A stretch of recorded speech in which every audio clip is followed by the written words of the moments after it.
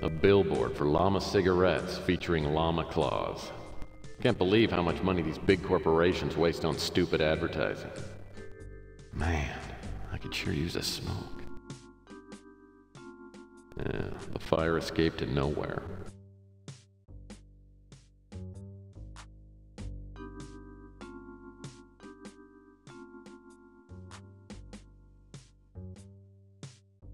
The garbage can to person ratio is pretty high in this part of the country. I think it's about 4 to 1.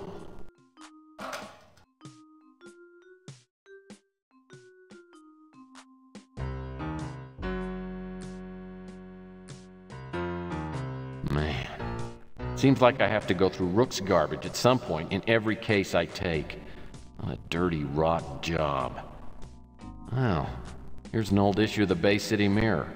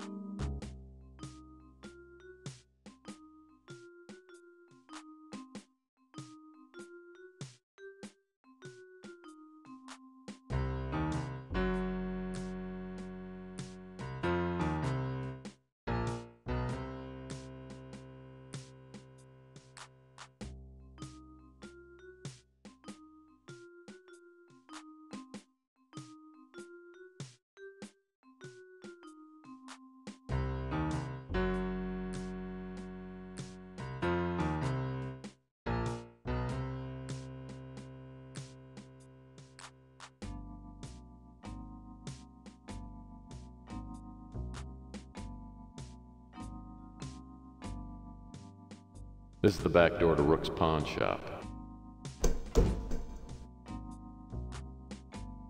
I can't imagine why you don't get as tired of bothering me as I get tired of you coming in here. So what do you want now?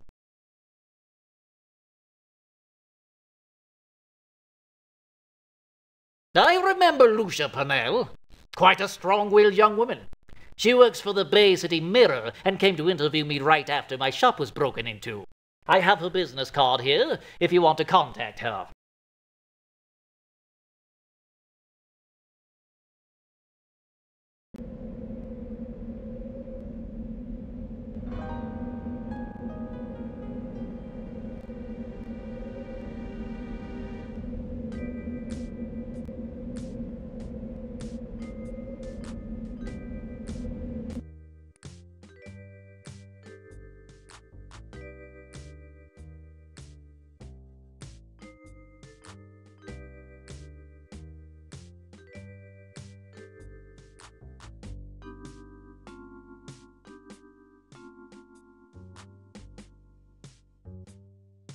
My new vid phone is essential to my business.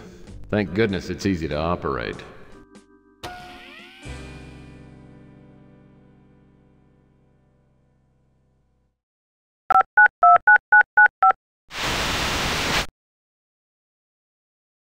This is a private number.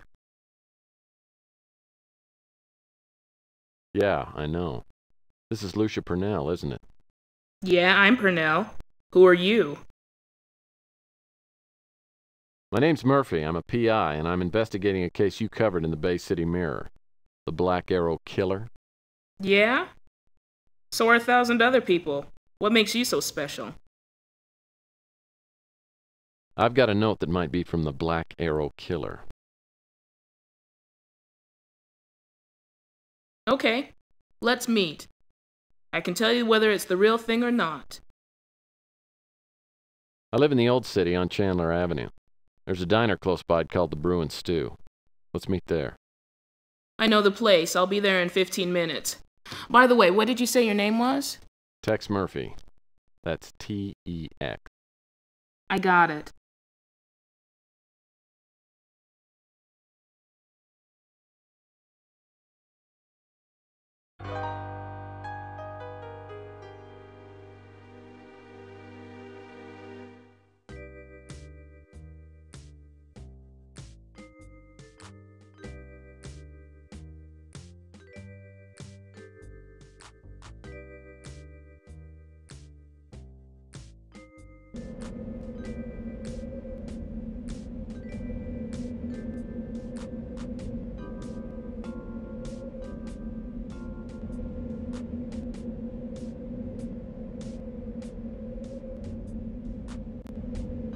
These doors lead to the Brew and Stew.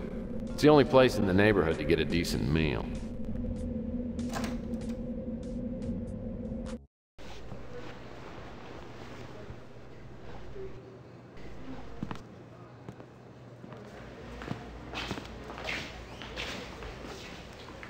Well, I hope I didn't take you away from anything important. Nah, just a fight with my editor. Can't even remember what we argued about. Well, don't worry, because I'm not here to start a fight. Truth is, I piss people off, usually the wrong people. Well, at least we got that in common. Good. Now, you said you had a note? Yeah.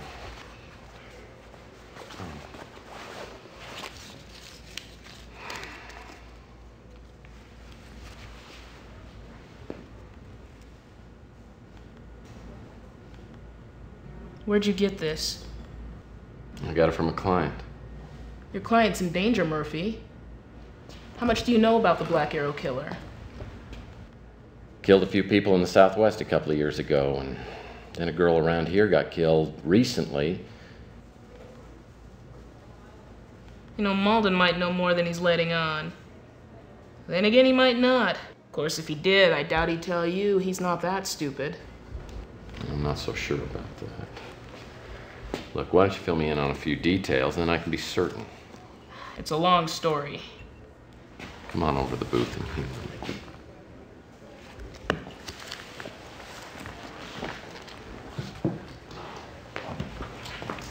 You're slightly above average, aren't you? Yeah, and many things. Well, we'll just have to cut you down to size, won't we?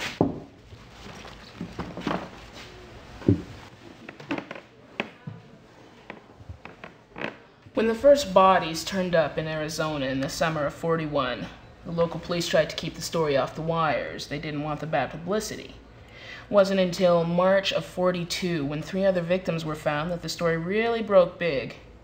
Turned out the killer in all 5 cases had the same MO. He sent notes to his victims before murdering them. I had a chance to see one of those notes. It was exactly like this one. Had the black arrow, all that? Right, and the block lettering, same words, everything. You probably know cases like this can spawn copycat murders. For that reason, the police didn't release copies of the notes to the media. Well, so they could differentiate between the copycat killer and the real killer. Exactly. Anyway, the Black Arrow killer racked up 2 more victims in Nevada before the police finally caught up with him. At that point, the FBI moved in and media coverage evaporated. The name of the guy they arrested was Leroy Kettler. The night they booked him, he hung himself in his cell with a shoelace. Funny thing is, he was wearing cowboy boots. Now that's a little hard to explain. After things cooled off, I went down there and interviewed a few people, including an inmate who told me that 2 men in suits went to Kettler's cell the night before he hung himself. I'm pretty sure they were NSA. NSA? What would the National Surveillance Agency be doing messing around with a serial killing case? More than that, why would they kill Kettler? Maybe he was a fall guy. Or maybe Kettler really was the serial killer and the feds just didn't want the case resolved. Regardless, there was a cover-up. Mac Malden said there was another case around here. How does that tie in? It doesn't. The girl was a grad student at San Francisco Tech. There was no indication that she was receiving threatening notes, and there was nothing out of the ordinary before she was murdered. Oddly enough, the police found a note in her room. At that point, the feds moved in and took over. That girl, what was her name? Collins. Sandra Collins. You know something I ought to know? I'm not sure. Now, there's no chance that you can give me the name of your client? You know I can't do that. But I'll tell you what. If I find out who's stalking my client, you're gonna get a scoop out of this. That's a fair deal. By the way, have you heard of a place called Autotech? Don't think so. Might be worth checking into. Oh, and Murphy, one more thing. When I was following this story in Nevada, I met a guy just like you, a PI. He asked a lot of questions, too. A week later, he had a tag on his toe. Suicide, I think.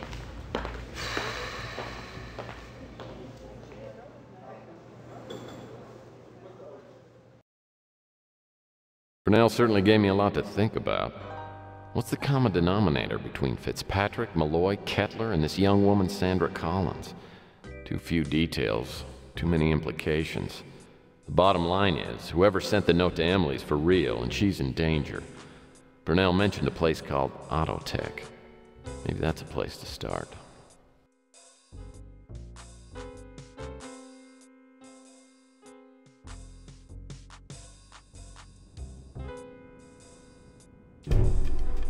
Somebody just jumped off the water tower on the roof of Rusty's funhouse. Dressed all in black.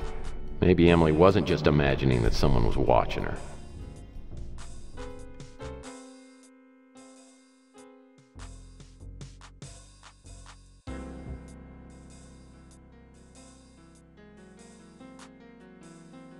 This is my official front door.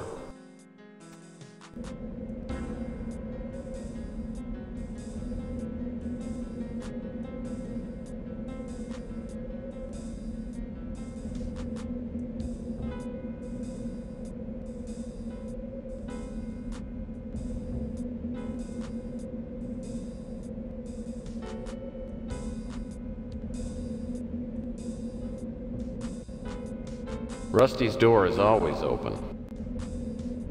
Looks like the cops put one of their computerized locks on the door.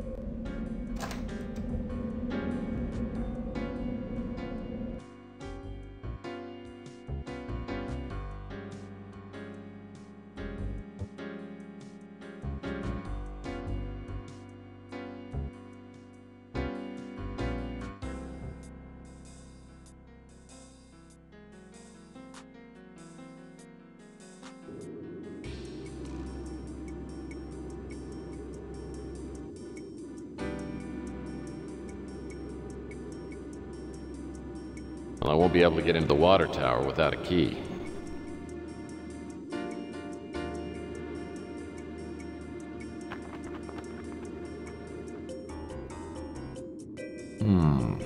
Somebody left their coat here. It sure doesn't look like it's been here very long. I wonder if this jacket could have been left by that shadowy figure I saw up here earlier. Let's see what's in the pockets. A cufflink and torn pieces of a photograph.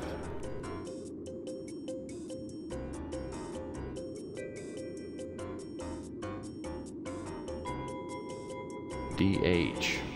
Probably the monogram of the person I'm trying to find.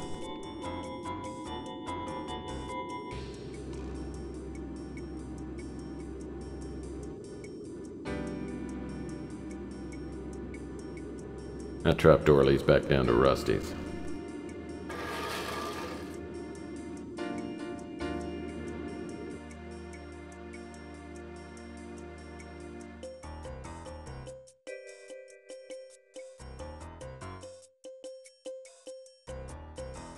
There's a door built into these bricks.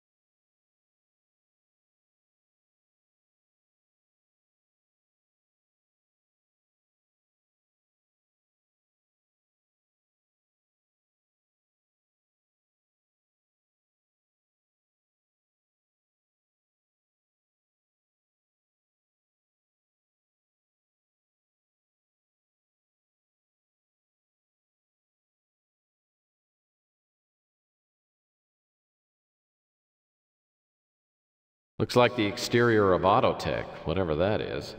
Well, Purnell seemed to think it was important. If I can examine this picture more closely, maybe I can find something that will help me figure out where this place is.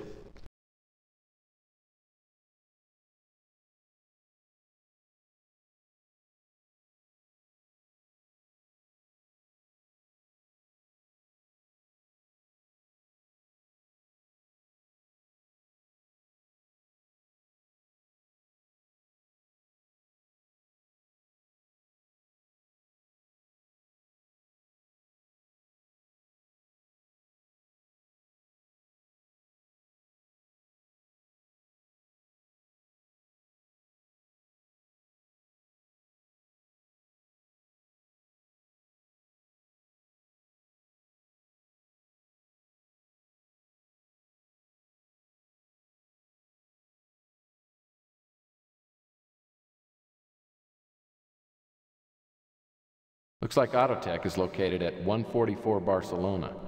If I'm not mistaken, that's down in the industrial sector.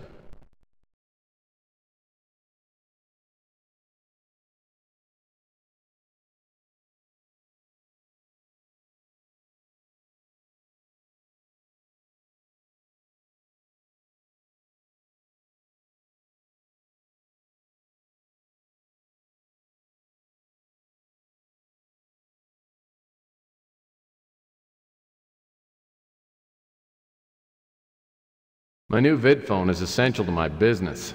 Thank goodness it's easy to operate.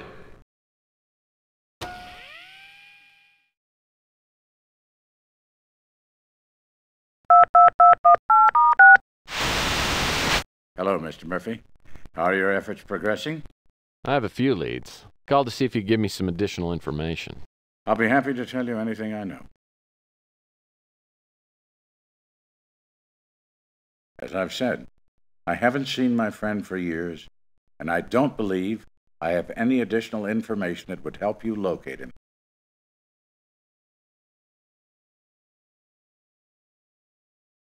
I can't help you with that. The NSA is a dangerous group. I've dealt with them before, and I have no desire to do it again. But I fear we may have no choice. Sorry, I'm afraid that's unfamiliar to me. That may have been the girl that I spoke to at the university. The name is new to me. This was the newspaper in which I found a photo of Thomas Malloy. I seem to remember reading about a Black Arrow killer, but I don't see how it could relate to Dr. Malloy. I can't help you with that. I don't know who he is. I can't help you with that. The name is new to me. I can't place the name. I don't know who he is. As I've said, I haven't seen my friend for years, and I don't believe I have any additional information that would help you locate him. Unless it's related to finding Dr. Malloy, I don't believe that I can give you much assistance. It's my idea that that was the pseudonym that Thomas used when he worked at the university. I can't place the name. The name is new to me. That's the landlord at the Ritz, if I'm not mistaken. Extremely unpleasant and uncooperative. For my part in all this is relatively unimportant.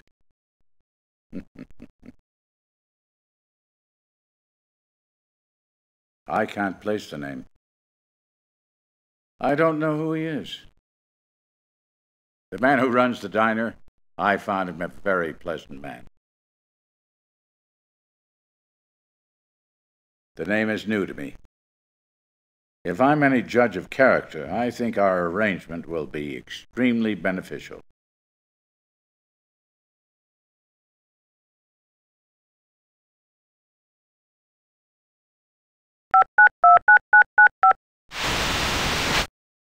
Hey, guess what I found out? I got a source that told me Leroy Kettler signed a confession before he supposedly killed himself, only now it's like the confession never happened. No paperwork, no nothing. So Kettler was the real Black Arrow killer? Looks that way. Maybe the NSA found it useful for people to think that the killer's still on the loose. So why'd you call? I just needed to ask you a few questions. I can't help you, but I'll check my sources. That's not in my area. There's nothing I'd like more than to light a fire under the National Surveillance Agency.